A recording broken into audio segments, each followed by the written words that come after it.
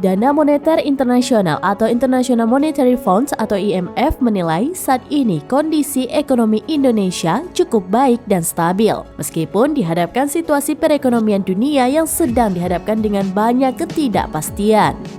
Hal tersebut diungkapkan Direktur Pelaksana IMF, Kristalina Georgieva di pertemuan dengan Presiden Joko Widodo di Jepang pada Sabtu 20 Mei 2023. Dalam kesempatan tersebut, Presiden Jokowi menyampaikan bahwa ekonomi Indonesia diperkirakan akan tumbuh 5,1% pada tahun 2023 dan 5% pada tahun 2024. Melihat hal tersebut, IMF berharap Indonesia dapat ikut serta dalam memberikan bantuan kepada negara berkembang lainnya.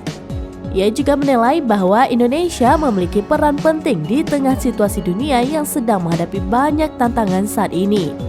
Indonesia dinilai mampu untuk menjalin hubungan dan berkomunikasi dengan semua pihak.